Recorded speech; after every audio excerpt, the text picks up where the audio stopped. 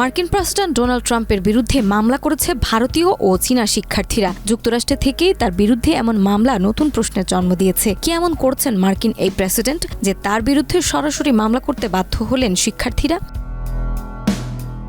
যুক্তরাষ্ট্রে অবস্থানরত বিদেশি শিক্ষার্থীদের F1 ভিসা বাতিলের ঘটনায় দেশটির হোমল্যান্ড সিকিউরিটি বিভাগ সহ বিভিন্ন অভিবাসন কর্মকর্তাদের বিরুদ্ধে মামলা দায়ের করা হয়েছে।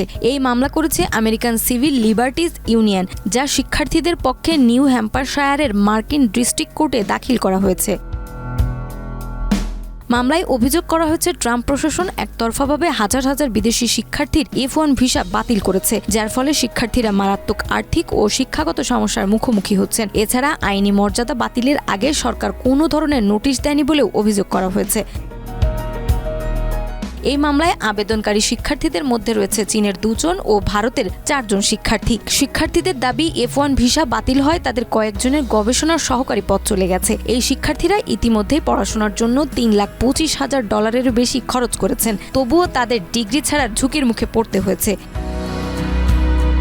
ট্রাম্প প্রশাসনের ভিসা নীতির কঠোরতা আন্তর্জাতিক শিক্ষার্থী, বিশ্ববিদ্যালয় এবং বিভিন্ন অ্যাডভোকেসি গ্রুপের মধ্যে উদ্বেগ সৃষ্টি করেছে। আন্তর্জাতিক শিক্ষার্থীদের একটি বড় অংশ ভারত ও চীন থেকে আসা, যা বর্তমানে সবচেয়ে বেশি ক্ষতিগ্রস্ত হচ্ছে।